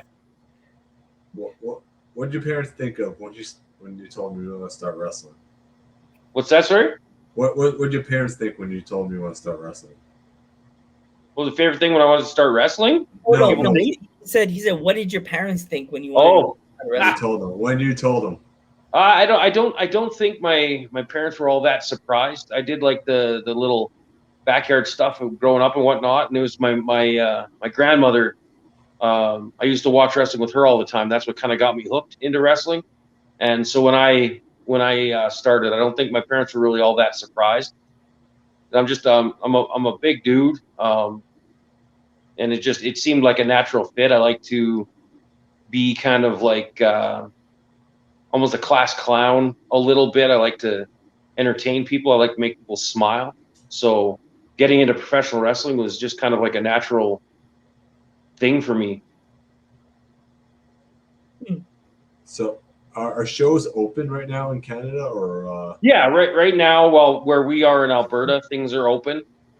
They did tighten things up a little bit lately. You got to wear a mask when you're in public spaces, that type of stuff. We're trying to get things back to as normal as we can be. It's been a weird blessing in disguise in its own kind of way, where it gave fans a little bit of an opportunity to miss the product, and indirectly it opened up some more opportunities for collaboration between companies out here. We've got some really good talent spread amongst a bunch of companies out, even just specifically in Edmonton where I live. There's 3 promotions running, and 2 out of the 3 are sharing some talent, and there's a third one starting up in October, or sorry, 4th one starting up in October. That's bringing in some really good talent as well. So it's been a strange situation, but it's been pretty positive overall. Right. So, like, could you, like, for example, if you wanted to, could you come to America now, or is it like still? I'm not super sure on the restrictions. I know there's some like work visa issues right now with COVID and whatnot. I know I do have a couple of acquaintances that do some work in the States where they're able to travel, like to Vegas. They're able to fly in. I know our land borders still closed, so I personally can't go to the States right now. Mm-hmm. I know, but I'm just saying, if you wanted to, like anybody. If I wanted to, I think it's an option, but right now, like there be some restrictions as far as coming back, having to quarantine, that type of stuff. Gotcha. Yeah. So yeah, I'd love to go down to the States. I'd love to go back to Vegas. I was down there some time ago and enjoyed that, and I know there's some good wrestling down in Vegas. I would love to go work there too, for sure. I've been to Canada before. I saw Niagara Falls, but I would love to go back there. I think that'd be awesome. I don't know how far you are from there. Niagara Falls is quite a ways out. I did a show tour in Manitoba, and it was a 14-hour drive. Wow. And then Ontario is further east of that, so that'd probably be a solid day of driving. Wow. But I'd be down to check it out. But it's definitely quite a ways east for sure. Yeah, so it's far. Gotcha. We have a question from the crowd. Do you do hardcore matches? I haven't really. I've caught a couple of chairs here and there. I'm not completely opposed to it. It's got to really make sense for, to move the story along, that type of thing. I've taken like the concerto type stuff. I've been actually I was in a tag team ladder match a couple of years ago where I actually climbed the ladder and brought down the straps, which was terrifying in its own right because I'm a big dude and ladders aren't meant for guys my size. No. But I'm down to do it if the setting is right, the story's right, and yeah, it makes sense. Because And like there's certain ladders that can't handle certain size people. Like if you have a Well- regular like store ladder, like or gym, if you're doing the promotion in a gym, and they say, okay, we're gonna let you use the ladders that the gym the gym provides, and then you step on the ladder to go grab the titles to win the match. There goes that ladder. I think the safety rating on the ladder was probably about 270 pounds. That's to cover the company's behind in case it breaks if you're 300 pounds. I'm 400 pounds and I was on that ladder. It didn't break, but I was definitely very careful how I was climbing that thing for sure. Yeah. Because I didn't want to break it. They don't really think sometimes some promotions, okay, this guy may weigh 400, but I promise he'll go up the ladder really slowly. Yeah. I'm a bit of an odd character out here. There is a couple other guys that are bigger. One of the guys out here, Big Jess Youngblood. If you can find him on YouTube or Instagram or wherever you find him, he's fantastic big man. Hands down, one of the best big men around. He's in the threes. He's not as big as I am, but that guy can fly like nobody's business, and he hits like a Mack truck. And yeah, I've had some of my best matches with him. Actually, it's really good. And what's your favorite band? My favorite band? Oh man, that's tough. For live shows, I went and saw a few years back. I saw Slipknot live. It was absolutely insane. I don't think there's been a show that I've seen live that can compare to that. Growing up, I went through a phase where I was big into like gangster rap and hip hop and that type of stuff. I like Korn. I think Korn's a great band. So.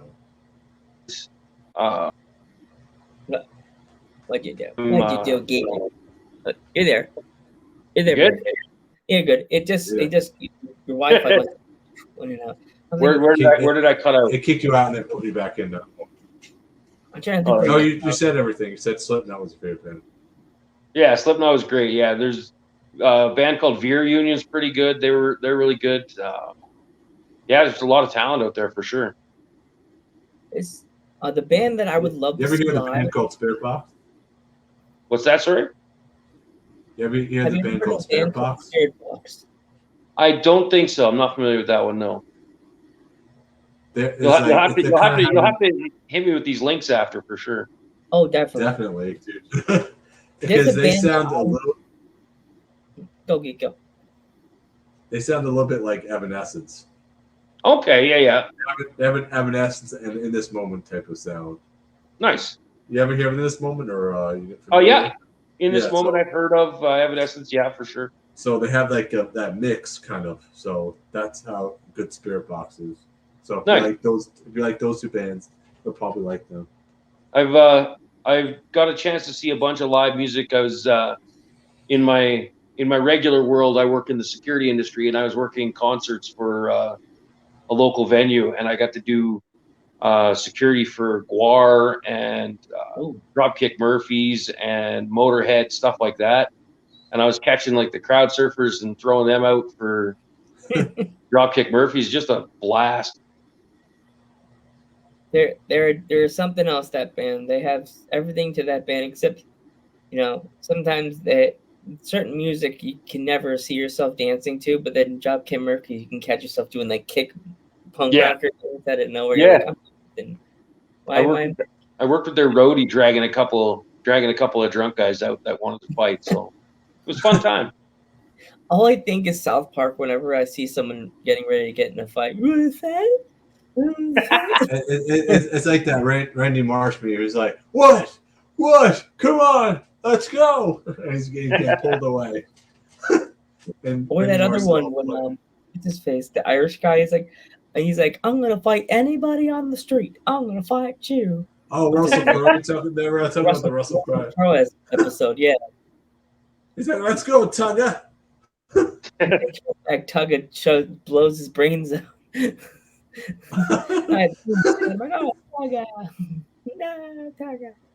Yeah.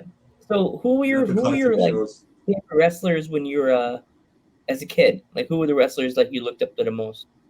I'd say probably the bigger than life characters. Like I said before, Demolition was my favorite tag team. I liked Big Boss Man was another guy that I've drawn a lot of influence from. Of course, every kid my age was probably a huge Hulk Hogan fan. I didn't know then the quality of work and that type of thing that I know now, but definitely when I was a kid, he was involved in the bigger storylines with him and Andre. And I still remember when Andre ripped the cross pendant off his chest, that type of stuff. Roddy Piper was a really good, really big favorite of mine. Jimmy Snuka, so many. Yeah, well, fantastic.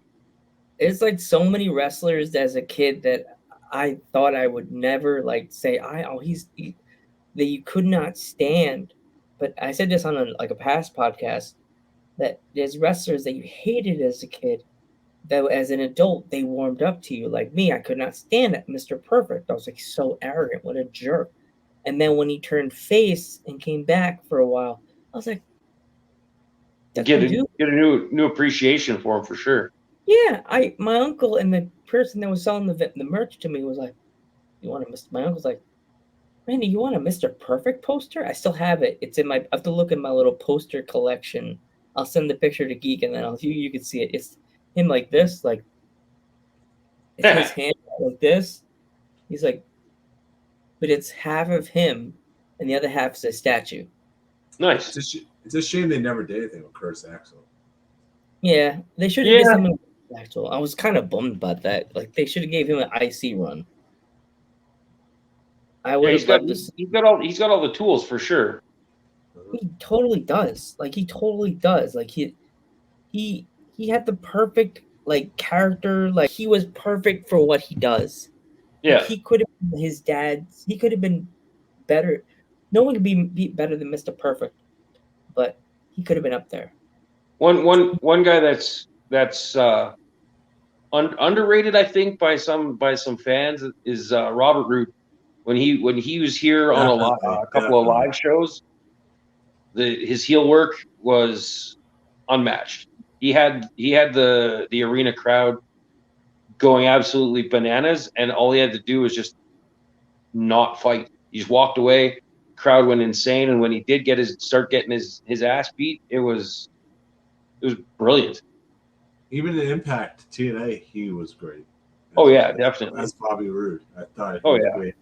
As the heel character when he comes out with the suit and everything. Yeah. And the championship, I thought that character was great in Impact. So. Oh yeah. I mean, it made you want to hate him. He's another Canadian boy too. So. Yeah. Joe, what's your opinion? Heels? No, Bobby Roode. About Bobby Roode. Bobby Roode, like it's funny now that they have Bobby Roode in the tag team. He's been for a while, Bobby Roode and what's his face? The Dirty Dogs. I swear, Geek has said this before. We both chuckle like little kids when he said like this.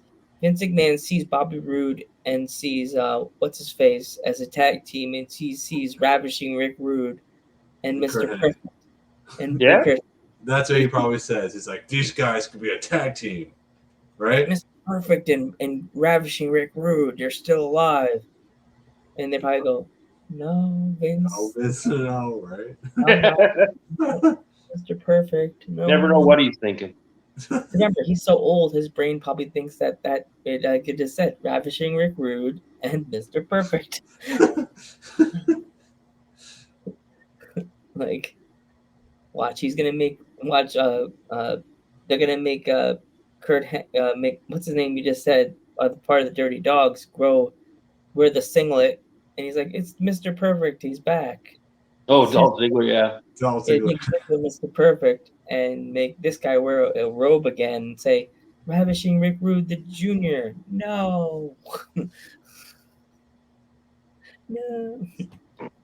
If you want to talk, Heenan. I mean, we talked about it a little bit earlier, but if you want to continue talking about all that, we can still talk about Yeah, it. let's continue. Yeah, let's go and continue the all out. Oh yeah, for sure. So like, other than the cage match, what was your other favorite match of the night? I gotta say, I was pretty impressed with Punk. He's been out of the ring that long. He did really well. I saw somebody had posted a clip comparing his match with Darby Allin and a match that Bret Hart had with 1-2-3 Kid back in the day, and they did take a few spots that were the same, but there's only so many things you can do through the course, and if you're going to draw from a couple of performers that are good, if you're going to take something from something good in the past, you can't really go wrong from grabbing something from Bret Hart and 1-2-3 Kid, right? Yeah. So it was good. It was the energy that Punk brought and the energy in the Chicago crowd. They went, absolutely nuts for him, and he kept up his shape. He's in probably better shape than he was when he left. So I'd say Punk and Darby was probably one of my other highlights for that show. Even some of it was a 10-man tag on the pre-show was fun. Everything had solid points throughout the whole night. It wasn't really any really down stuff. I love Paul White's stuff. He did fantastic with QT there. I really love the Chris Statlin and Britt Baker match. I thought that was that was, again, like I said, there wasn't really any down moments. Statlander's a bit of a tank. Like she's powerhouse, no doubt, and Britt's getting over with everybody. I'm just waiting for that match with her and Deanna. I'm just waiting. It's for sure. That match is definitely happening down the line. I don't know when it's going to happen, but I'm pretty sure that's probably one of their plans right now. Yeah, it's going to be good. Ruby Soho showing up was pretty good too. So yeah. So what is your opinion of them having Thunder Rosa lose that match? I was pretty surprised that they would not give Thunder Rosa that win in the Battle Royal. I was like, yeah, I don't know if it's a matter of maybe something worked into somebody's contract, or they're just trying to carry over with that steam from the hype package that she did for the Runaway stuff there. You can't really go wrong. It also builds a little bit more for Thunder Rosa to fight past, to fight against. It makes it mean a little more when she finally gets that shot. That's what I said to him earlier. I said that I'm like, if she loses this, it doesn't mean anything because they're saving her for a bigger pay-per-view, probably for full. Oh yeah, definitely. It's gonna be a big one for sure. So, and if she doesn't beat Britt, she will get it eventually. Oh yeah, she will. She's too big of a star not to get the belt. No, she's fantastic. So. And she owns her own school too. She could say, "You're not going to give me the belt. I'll go to my promotion and win the title." She has her own. Yeah, there's a lot of good schools out there now for sure. Like there's so many anywhere you go in the country and throughout the globe that you can name, and they're like, "Oh, that's that school. Oh, that's cool." You go to Canada, probably there's 5 or 6 different schools that you can name in Japan. we've got one. We've got one here locally. It's Top Talent Wrestling Academy, and it's ran by Heavy Metal and Michael Richard Blaze, and they are cranking out talent. And the two of them have soaked up so much knowledge around North America, down into Mexico, and just soaked up so much, and are passing that information on to a newer crop of talent. Like they're fantastic. So, what time is it right now where you are? Because it's 10:30. It's 10:40 right now at night. Yeah, here. we're 2 hours behind. It's 8:40 here. Okay, just wondering because I know Oh, some yeah. people. If you have to go at any point, just let us know. We don't want to hold you up for eating your dinner or anything. You know. Oh no, I ate already. Okay. I'm good. I'm good. We always like make our guests. You know, like, when you texted us earlier, I was like, "Wait, what?" It's like because I'm you said, confused. "What time is it?" The time zone always messes with me a little bit. I've only done a couple of podcasts before, and they were phone call kind of pre-taped things. So I'm like, this is all kind of new to me. But yeah, it's good. I like it. Yeah. We as I said, we always like our guests to feel like they're with us, even though you're on via camera. We always feel like we're right there hanging out. Oh yeah. We told the guest in England, this young female wrestler named Kaya, she was scared out of her brain before we went live. She was like, "Guys, I'm so scared. I'm so nervous. I'm so nervous." And I was like, I did this because I like to keep people calm and on my level. So I said, "Kaya." She's like, "Yes, Joe." And I said, "Calm down." She's like, "I'm nervous. I'm so scared. We're going to be live." And I said, "Kaya, just picture that we're at a barbecue eating hot dogs and hamburgers, talking about professional wrestling, the thing you love. Just shooting the shit, yeah. That's it. Yeah, and she said, "Okay." And we went live, and the girl was the calmest, coolest little girl we've ever talked to about. And she was the youngest professional wrestler we ever talked to. Yeah. Yeah.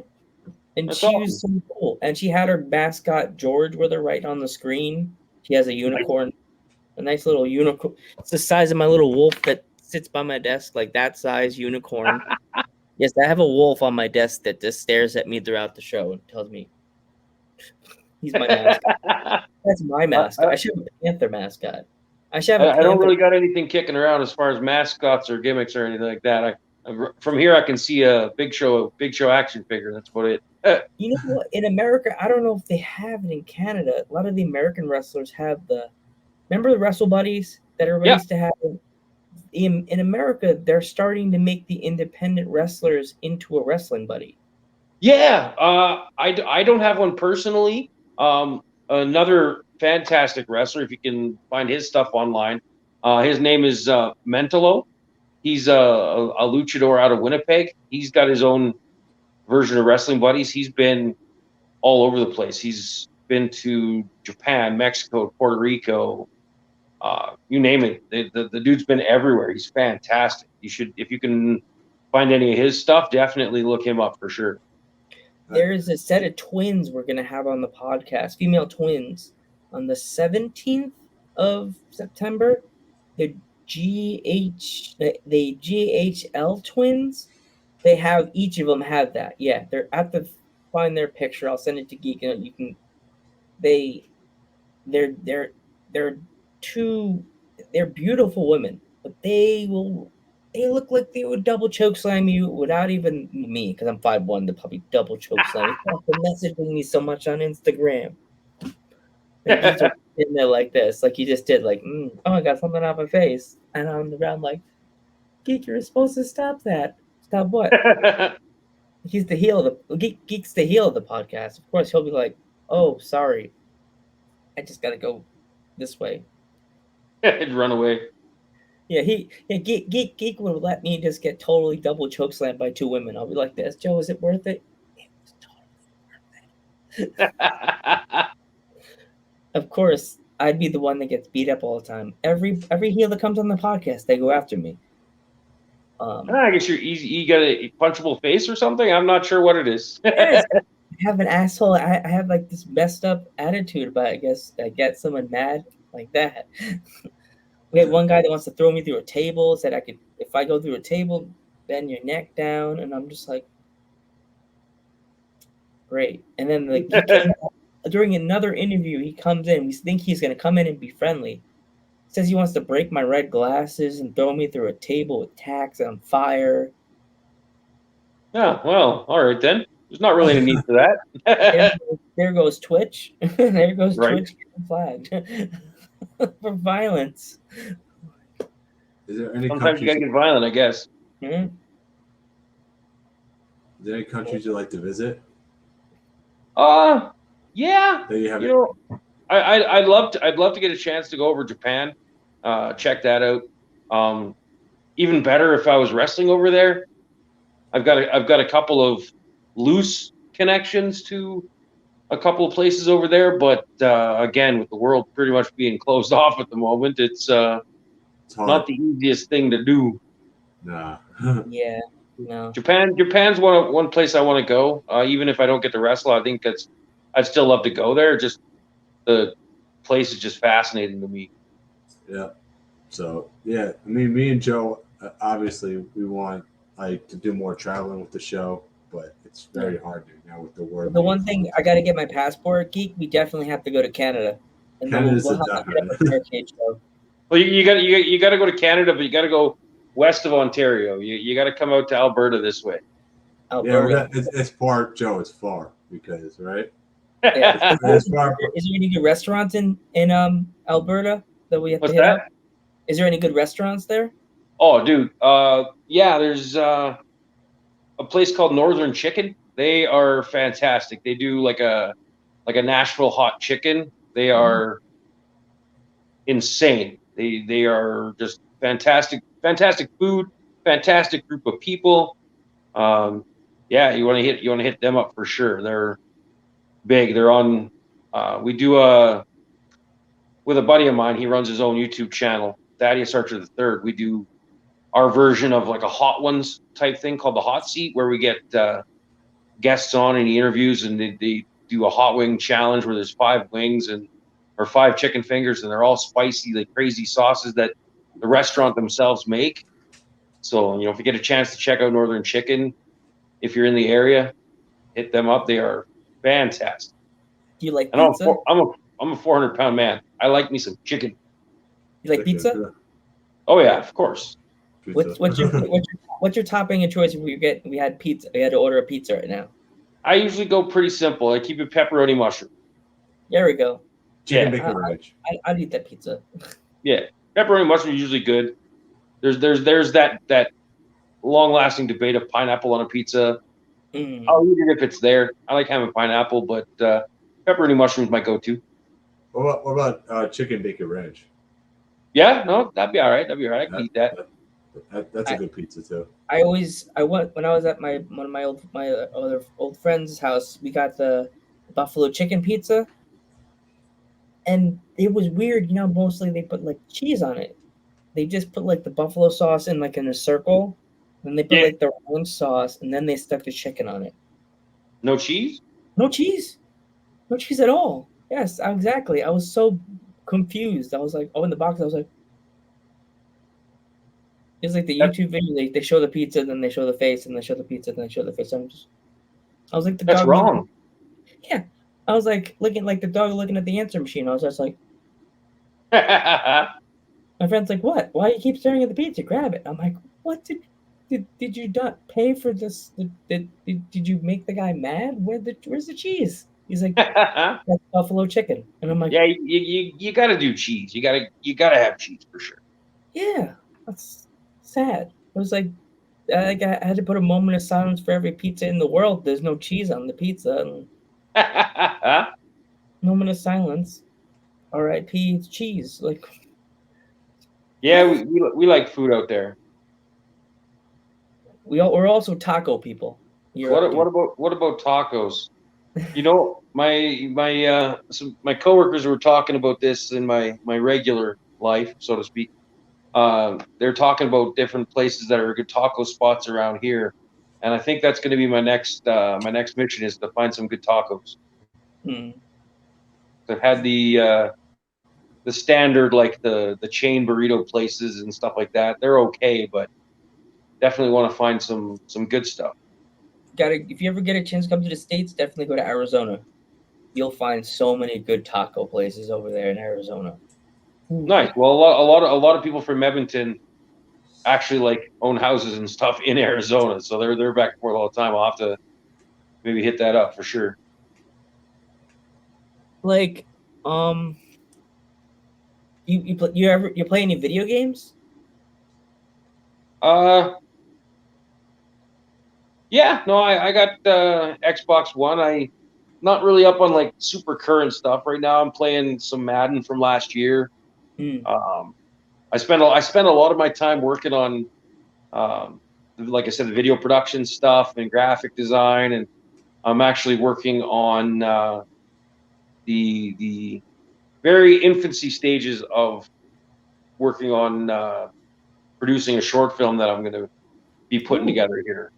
That's cool. So yeah, branching out and. Oh, sorry about that. Sorry about the barricade. Yeah.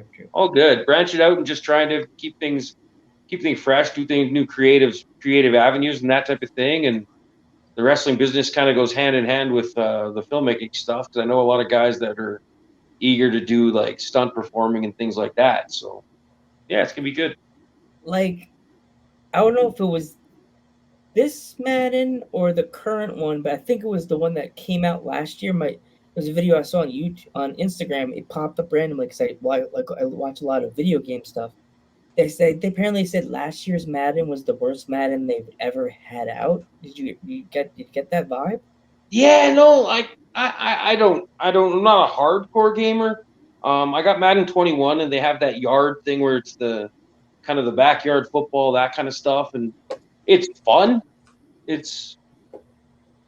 I don't know. It's a pretty standard football game. The graphics are pretty insane. I started playing video games with like Tecmo Bowl and stuff like that when I was a little kid. So it's come a long way for sure. Yeah. Have you played any of the WWE games? And has anybody ever created you in any other games? No, I think I'm the only one who's created me in any of my games. I've seen some pretty good recreations of other top indie guys have been put on there, but I think pretty much I'm the only guy who's created me on a video game, as far as I know. It was a lot of fun. I played the last one, 2K20, and it was not good. Oh, actually, my dad's face went from like, do you really want the game? You want the game for Christmas? And I was like, no, I want MLB The Show. And my dad's like, what? Because I have every single show game. I mean, wrestling. If this background wasn't here right now, I would walk through and grab the pile of the games from WWE. I have every single year. Oh yeah. I was hooked since college with me and Metal Geek. Me and Metal Geek played. If Thunderfeet was in the chat, he would tell you they did. We were playing a game from 12 o'clock all the way to dinner time. Same we used to play to our characters used to be like that. You know, remember when the bar used to be like low? You know what I mean? Where if you like, it's like when your character was weak, you'd hear the brrr. You know what I'm talking about? Oh, yeah. Like when your character was weak, me and Joe in the game were freaking bloody, and then right until the wheels fell off, pretty much. Yeah. Our friends were like, "You guys aren't done yet." It's like, no, our characters are still weak. We're still going. We have black guys in the game, and like, we're all bloody. It was so funny. We were in the center of the ring doing that last big, like the big boom, boom, punching each other. We'd punch each other so much we would punch it. Then they would sit there like, have to catch their breath. They'd just sit there stumbling. I'm looking forward to. I've seen a lot of their stuff on Twitter. It's called the Wrestling Code. It looks like it could be a really good game coming out. It's I can't remember the name of the company. but they look like they've got some great 3-year enders of a lot of top indie guys. I think Brian Cage is on that one. Yeah, they've got a ton of good. The Wrestling Code looks pretty good. I got no. I think we pretty much. Oh, we've got one last question. Yeah, for sure. Before our mod's head explodes ever so spiffy, do you have any pets, and what kind of pets do you have? I don't have any. I had dogs growing up, that type of thing. Dogs are my go-to for sure. They're just great pets to have around. I've had some friends that have had some really random ones like snakes and lizards, and yeah, cats are assholes, but I like dogs for sure. We have a guest that's coming on later next week. She has an owl. What? A pet owl. Yeah, a real owl, and it's so adorable. It just sits there and goes. Yeah, it does the head awesome. Yeah. Bobblehead. Yeah, Fantastic. My dad was so jealous when I told one of our guests has an owl. I want an owl. Right. Yeah, man, it's been a lot of fun. Definitely, I'll pass around your guys' podcast to anybody in the locker room who wants to get some extra exposure and talk to some good dudes and go from there. Men and women. Thank you for coming on. So much for coming on, by the way. Thank you so much. My pleasure. It's good. It's a pleasure. Great time. Take care, man. Keep it awesome, man. Right. Sounds good, buddy. Have a good day, guys. That was an awesome guy. That was a fun interview. An awesome Labor Day interview. Yeah, exactly. You know, we had an awesome interview, and yeah, Joe, can I just say something before I close? Okay. I want to add two more things before it goes. All right, guys. As you know, that we just had a huge hurricane in Louisiana. Some people are still without power, food, and water. So whatever you could do, donate to the Red Cross. Please, these guys don't have any power, water, or food. So please donate to the Red Cross. And you can also donate batteries, candles, matches, whatever, anything that would help. So please. I just want to say same thing as Geek. Please donate to the Red Cross. Buddies in Louisiana and upstate New York are struggling because of the power, and houses were flooded in New York City and in Louisiana. Just help us out, help them out. They need it. Any of the things you donate, they'll take it. And we will be here on Thursday. Actually, no. What about Wednesday? Maybe Wednesday. Wednesday for our guest. And we are out.